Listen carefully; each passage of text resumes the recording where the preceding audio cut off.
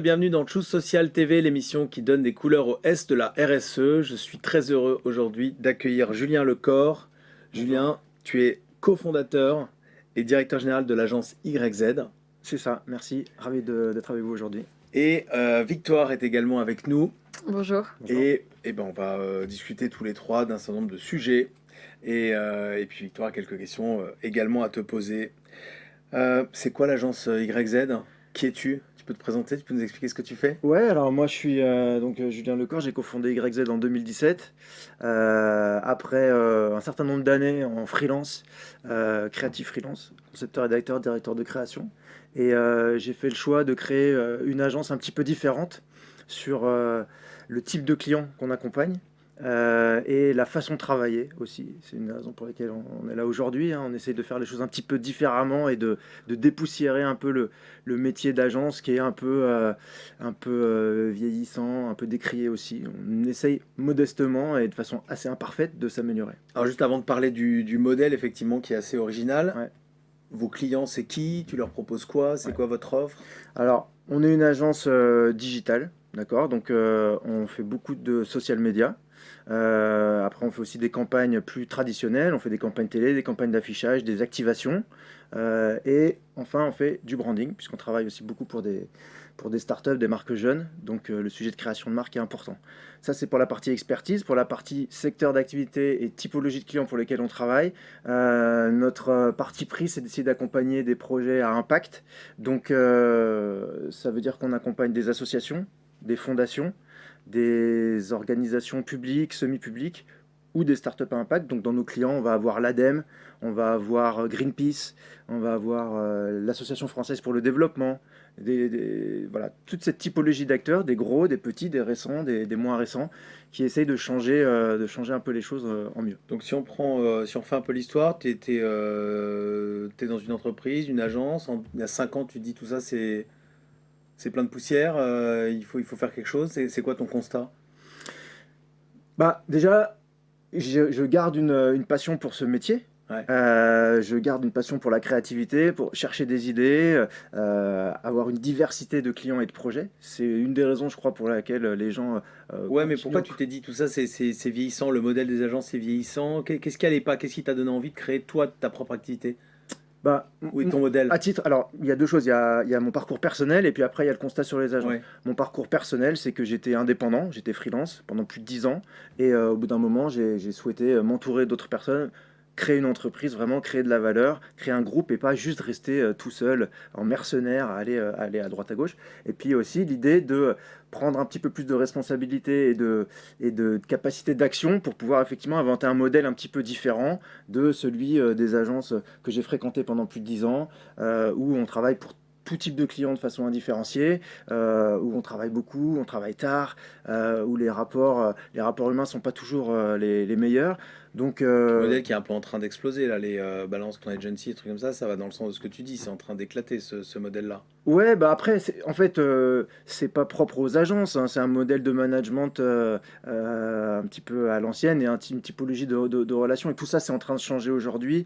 Et donc, effectivement, l'idée derrière YZ, c'était d'essayer de faire les choses de façon un petit peu différente et de rééquilibrer la balance entre la vie professionnelle et la vie personnelle des collaborateurs et des fondateurs aussi. Et YZ? YZ, la Ouais. signification? Ouais. YZ, ça a plein de significations et j'en impose aucune. Mais à la base, l'idée, c'est les générations Y, génération Z, c'est D'accord. de s'adresser aux jeunes générations et de comprendre ces générations et de comprendre les aspirations de ces jeunes générations. Aujourd'hui, on ne travaille pas exclusivement pour des marques qui veulent s'adresser aux jeunes générations, donc post-millennials, hein, les gens qui ont entre 10, 16 et 25 ans aujourd'hui. Mais voilà, on a lancé un média pour France Télévisions dédié à la sensibilisation environnementale des jeunes. On travaille avec Unicité, qui est une des associations, l'association fondatrice du service civique. Voilà, on est quand même assez référent aujourd'hui sur cette cible-là. Donc dans le modèle de business, tu dis tu veux servir des projets à impact. Ouais. Est-ce que tu vas jusqu'à dire que tu ne veux servir que des entreprises à impact ou pas forcément? Moi, j'ai une règle pour l'ensemble de ce qu'on fait avec YZ, c'est que je ne crois pas à la perfection et je crois à la progressivité des choses. Et je pense que vouloir être parfait du premier coup, c'est la meilleure façon de se planter. Donc, moi, j'accepte aujourd'hui d'avoir des clients, certains clients qui sont des clients historiques de l'agence, qui ont permis à l'agence de se créer, qui permettent aujourd'hui encore de créer, de payer une partie importante des salaires, qui ne rentrent pas dans cette catégorie-là. Et c'est quelque chose que j'assume. C'est la réalité du monde dans lequel on est, c'est la réalité économique avant tout du monde dans lequel on est. En revanche, j'essaye de progresser petit à petit dans la part du portefeuille client, du portefeuille projet qu'on a, vers des projets de plus en plus crédibles sur ces sujets de transition énergétique, de transition environnementale. Le risque qu'on a chez YZ et sur lequel on veut être le plus vigilant possible, c'est de ne pas devenir une agence de greenwashing qui serait là juste pour permettre à tout type de clients ou d'industriels de venir se dédouaner Alors un petit peu. du coup concrètement, tu peux refuser des projets s'ils sont pas assez honnêtes ou si leur impact n'est pas avéré? C'était déjà arrivé? En fait, je dirais que il y a une petite subtilité, c'est que la difficulté, elle n'est pas tellement sur les projets qui ne sont pas impact. Nous, on travaille pour des industriels, des marques FMCG très connues, qui ne se positionnent absolument pas sur un impact positif quelconque, qui sont là à faire du business as usual. Et encore une fois, comme je le disais à l'instant, c'est quelque chose que j'assume parce que ça me permet de payer une partie de mes salaires et aussi de faire des opérations créatives, etc. On reste une agence de publicité à la base, donc ça, je l'assume. Paradoxalement, l'ambiguïté, elle est plus sur des projets qui se définissent comme à impact, mais qui en fait ne le sont pas vraiment parce que, je vous donne un exemple, hein, on va faire la promotion d'une série spéciale sur 500 unités, 1000 unités, qui est un petit peu à impact positif et qui représente en fait une goutte d'eau dans la réalité de l'activité globale du groupe qui va venir nous voir. Ça, il se trouve là le greenwashing. Et donc c'est un petit peu touchy pour nous et aussi pour les gens, parce qu'en fait les gens se rendent pas forcément compte. Tout le monde est excité de dire ah ouais on fait cette série spéciale, je sais pas moi on fait une bouteille d'eau qui a 40% de moins de plastique, ou on fait un petit truc. Évidemment on a envie de le crier sur les toits, mais en fait tout est question de proportionnalité. Quelle est la place si la place qu'on donne dans la visibilité de la marque et dans la communication de cette petite action positive est disproportionnée par rapport à la réalité du business, c'est là où la notion de greenwashing apparaît. Mais encore une fois, il faut être lucide d'un côté là-dessus, humble aussi, parce que tout le monde peut se planter. Et moi, ce dont je me rends compte, c'est que c'est pas systématiquement, mais c'est souvent des marques à impact positif parce qu'elles font du bio, parce qu'elles font des efforts sur un certain type d'activité, se croient Ouais, parce qu'elles autorisées sont à déjà Elles vertueuses. sont déjà vertueuses et du Ouais. coup on se sent autorisé à tout Ouais, dire. d'accord. Et ce risque, il existe pour nous aussi, hein, encore une fois. Je veux dire, nous, c'est pour ça que je le disais tout à l'heure, on essaye de faire progresser de plus en plus la part de nos clients à impact dans notre portefeuille, pour pas dire, bah ouais, en fait, on a 5% de clients qui Ouais, font les choses bien, et du coup, on est une agence à ouais, impact. On peut pas dire ça, ouais, je comprends. mais c'est pas tout blanc, tout noir. Et du coup, c'est-à-dire que les projets, parce que en fait, vous définissez vraiment comme une équipe qui s'engage pour les marques et pour les projets qui transforment positivement le monde. Ouais. C'est-à-dire que quand vous avez un client qui vient vous voir et que vous sentez qu'il ne transforme pas positivement le monde comme votre définition, vous le refusez directement, vous en discutez. Comment est-ce que vous essayez de nouer une relation ou... On en discute systématiquement. Hmm. On a refusé d'aller sur des appels d'offres. Ça fait des débats à chaque fois, d'accord? Parce que, encore une fois, tout n'est pas tout blanc, tout noir. Parfois, il y a des organismes qui agissent. Alors, je vais citer personne, mais bon, on peut avoir un regard différent sur certains acteurs, dire, bah non, ils font bien les choses, mais non, mais en fait, ils font pas bien les choses. Bon, bref, il y a des débats à chaque fois, on les accepte, ces débats. Ça nous arrive de refuser des clients. Mais encore une fois, comme je le disais, j'essaye plutôt de panacher le portefeuille client et d'avoir le plus en plus possible de clients à impact positif. Mais je dois aussi défendre une réalité économique et l'idée, c'est pas de sacrifier 50% de mes salaires. Voilà. Ça, c'est le modèle business. Ouais. Après, il y a le modèle humain et organisationnel. Ouais. Tu as voulu créer une société Ouais. à l'image de la vie que tu avais envie de mener. Donc, une vie de liberté, finalement, tu étais freelance. Et c'est aussi un peu sur cette base-là que tu as construit ton modèle d'organisation. C'est complètement sur cette base-là. Comme tu disais à l'instant, moi avant j'étais freelance. Et donc le concept de digital nomade, c'est quelque chose avec lequel je vis depuis 15 ans en réalité, de me balader un petit peu partout avec mon ordinateur et d'avoir cette liberté-là. La vie de bureau, c'est quelque chose que je déteste personnellement, auquel j'ai pas été habitué. Et effectivement, aller tous les jours au même endroit. Pourquoi tu la détestes? Parce que ça me plaît pas, j'ai pas connu ça, en fait, j'ai jamais connu ça. Et je déteste la routine d'une manière générale. Donc aller tous les matins au même endroit, voir les mêmes gens, c'est pas quelque chose qui me plaît. Donc je préfère voir les gens moins souvent, mais que ce soit une fête quand je les vois, Ouais. que ce soit un événement, un peu comme une réunion familiale ou voir ses amis, on les voit pas tous les jours, ses meilleurs amis, que s'astreindre à une routine, c'est pas quelque Alors, chose qui me plaît. comment tu as construit une entreprise? Vous êtes 20, Ouais. c'est ça? Ouais. Comment tu as construit une entreprise sur cette base finalement de pas forcément beaucoup se voir ou Mm. se voir de temps en temps pour faire la fête? Mm. Comment tu arrives à créer du lien? Comment tu arrives à créer une organisation finalement sur ces principes-là de totale liberté et de nomadisme?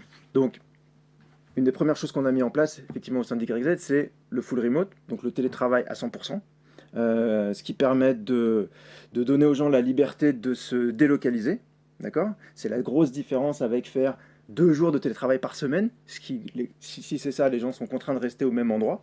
Quand on offre 100% de télétravail, les gens peuvent aller vivre là où ils veulent. Donc aujourd'hui, dans l'équipe, on a des gens qui sont à Aix, en Provence, qui sont à Marseille, qui sont à Lyon, qui sont à Brest, qui sont à Bordeaux, etc. Donc ça, c'est un changement majeur et c'est un élément. Avant le Covid, ça, ou après le Covid? Alors, on avait déjà commencé avant le Covid, Ouais. et évidemment, après le Covid, énorme coup d'accélérateur. Mais avant le Covid, toi, tu étais déjà dans Moi, j'étais l'idée déjà d'avoir dans une entreprise 100% nomade, 100% Ouais, remote. moi j'étais déjà là-dedans depuis le début, mais c'est le Covid, pour être honnête, qui a permis de faire accepter ça auprès des collaborateurs et auprès de mes associés aussi, qui n'avaient pas forcément la même vision ni le même héritage en termes de façon de travailler. Et pour moi, le premier confinement, 1 mois et demi full télétravail, bah, ça prouvait à tout le monde qu'on pouvait fonctionner comme ça. Donc j'ai juste dit, ok, vas-y, maintenant on continue et on revient pas au bureau, quoi. Donc là, sur les 20, tous, enfin 100% et partout en France? Il y en a Il y en- un petit socle à Non, Paris, il y en quand a même? toujours une majorité à Paris, mais qui, du coup, surtout, il y en a une grande partie qui sont jeunes, qui n'ont pas d'enfants. Ils ont une liberté de mouvement assez importante, donc ils vont faire une semaine là, par-ci par-là, ça se déplace énormément. Ok. On ne suit absolument pas ces déplacements-là. Tant que tu es dans le même fuseau horaire et que tu as accès à une connexion, il n'y a aucun problème. Donc full remote, Ouais. semaine de 4 jours aussi? Full remote, semaine de 4 jours. Donc, T'as coché les deux cases ouais, j'ai coché les 2 cases. maximales, quoi. En fait, nous on se définit, avant de définir YZ comme une entreprise progressiste, entre guillemets, je sais même pas ce que ça voudrait dire en fait. Je préfère définir YZ comme une entreprise expérimentale. On tente des choses. On n'a pas peur de tenter les choses. Ça marche pas, c'est pas grave, on peut toujours revenir en arrière. Fondamentalement, j'ai pas d'aversion au risque. Donc, et une fois qu'on se dit ça, en fait, on peut tout faire. On va essayer les choses. La semaine de 4 jours. T'as intérêt à avoir des gens sacrément flexibles et agiles pour accepter de Non, mais attends. tester avec toi et revenir sur... Bah oui, c'est indispensable. Alors c'est vrai, et c'est vrai qu'il faut aussi répéter que les choses ne sont pas instantanément des acquis. Ouais. Surtout en France, on est dans le pays des acquis sociaux, donc quand on fait des évolutions comme ça, après c'est plus facile d'y passer que de revenir en arrière. Ouais. Donc ça peut générer des frictions, mais encore une fois, il y en aura toujours des frictions. Donc je préfère avoir les frictions qui vont avec la prise de risque que les frictions qui vont avec l'immobilisme. Et donc le bilan de remote, full remote, Ouais. plus semaine de 4 jours, Ouais. il y a un bilan cumulé, puis un bilan peut-être individuel. Ouais. Voilà, ça marche pas, ça marche moyen, ça marche hyper bien. Alors, Tu le conseilles à tout le monde? Alors, bon, déjà, je pense qu'il n'y a pas de normes, hein, toutes les entreprises sont différentes, tout le monde a son background culturel, etc. Donc, moi, j'essaie pas d'imposer quoi que ce soit à qui que ce soit. On fait les choses pour nous, c'est déjà pas mal. Et déjà, essayer d'aligner une vingtaine de personnes autour d'une vision, c'est déjà suffisamment challenging pour se permettre de donner des leçons à qui que ce soit. À l'échelle, nous, de notre entreprise, donc effectivement, comme tu le disais, on a essayé 2 choses. On a essayé le full remote depuis maintenant plus de 2 ans, et la semaine de 4 jours depuis 1 an et demi à peu près. Ok. Le bilan, c'est lequel? Pour le full remote, c'est totalement intégré, c'est-à-dire qu'aujourd'hui, on a une fluidité du travail parfaite, avec des gens qui sont aux 4 coins de la France, parfois qui vont un petit peu à l'étranger, etc. Donc, Le workflow fonctionne très très bien. On a les outils qui vont avec. On les avait déjà mis en place avant. C'est-à-dire que les gens passaient déjà leur journée sur Slack quand ils étaient face à face dans un bureau. Donc en fait, on avait déjà ces outils-là. Tous les documents sont partagés sur Google Drive. On fonctionne avec Slack, on fonctionne avec... Donc ça fonctionne, tu reviens pas en arrière, de toute façon les gens sont partis. Exactement. Voilà. Ce serait un élément, ce serait une tu peux pas revenir. Okay. Je me laisse toujours cette possibilité-là, encore une fois, mais aujourd'hui, pour moi, on va pas revenir en arrière. Moi, encore une fois, comme je disais tout à l'heure, je ne le souhaiterais pas, parce que c'est aussi mon mode de vie d'avoir cette liberté. Et semaine de 4 jours, parce que là, c'est le gros débat, hein. Il y a plein de pays qui sont en train d'expérimenter, donc toi, tu as expérimenté en France avant tout le monde. Exactement. Qu'est-ce que tu peux nous en dire ? Nous, on a essayé la semaine de 4 jours avant tout le monde. Alors, la semaine de 4 jours, c'est déjà... Pourquoi est-ce qu'on essaie de la semaine de 4 jours ? Pourquoi c'est intéressant de le faire ? Parce que la semaine de 5 jours, elle existe depuis les années 20. C'est Henry Ford qui a fait ça dans ses usines, en se disant, bah ouais, on va donner le samedi aux gens, on va donner le week-end aux gens. Bon, ça fait un siècle. C'était avant Internet, c'était avant téléphone portable, c'était avant les ordinateurs, c'était avant tout ça. Donc le monde, il a radicalement changé. Donc c'est normal aujourd'hui à l'époque, quand on voulait envoyer 200 courriers, il fallait taper 200 courriers. Et il fallait envoyer 200 courriers. Donc tu t'es dit, je vais disrupter aussi. Ah oui, normal. Donc, mais alors ça marche ou pas ? Alors ça marche. Oui, ça marche. Oui, ça marche. Ça fait 1 an et demi, l'entreprise est encore là. T'as pas perdu on n'a pas coulé. En chiffre d'affaires, en efficacité, en Et même au niveau du rythme des salariés, etc. Parce que 4 jours, c'est plus contraignant. C'est-à-dire, il y a des rendez-vous qu'on prend le vendredi, on est obligé de les prendre le jeudi, on peut terminer plus tard. Très honnêtement, pour ce qui est de la mise en place, en fait, il n'y a pas eu de friction. C'est-à-dire que... Bah oui, ça j'imagine. Non, mais tu dis ça par rapport aux collaborateurs, mais par rapport aux clients, par exemple. Ah, pardon, en fait, c'est vrai. Alors, déjà, quand même, par rapport aux collaborateurs, il y a des gens qui... Parce qu'il y a des asymétries, il y en a qui vont quand même devoir bosser un petit peu le vendredi, donc ça crée des asymétries. Il y a des gens qui sont contents, qui sont pas contents. Donc, ça crée quand même des frictions. Bon, à la marge. Ça peut aussi créer des frictions par rapport aux clients, mais en fait, ça se gère assez bien.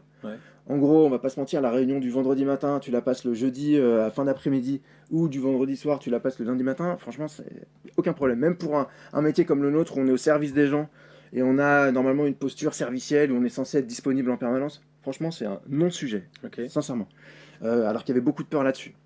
Donc, non, moi, les interrogations que j'ai aujourd'hui, et encore une fois, je dis ça dans une... logique d'entreprise expérimentale, hein, où on teste des choses. Aujourd'hui, je m'interroge sur la viabilité de la solution conjointe full remote, semaine de 4 jours. Est-ce que c'est pas too much ? Est-ce que ça ne déstructure pas trop le travail ? En fait, il faut savoir que dans le télétravail, nous, on a une option, on a une approche très flexible du télétravail. En fait, dans le télétravail, on ne déstructure pas seulement le lieu de travail, on déstructure déjà aussi le temps de travail. C'est-à-dire que quelqu'un qui a un rendez-vous médical à 10h du mat le lundi, quelqu'un qui doit aller chercher ses enfants à 16h, quelqu'un qui doit s'absenter pour prendre le train à 4h, il n'y a pas de problème.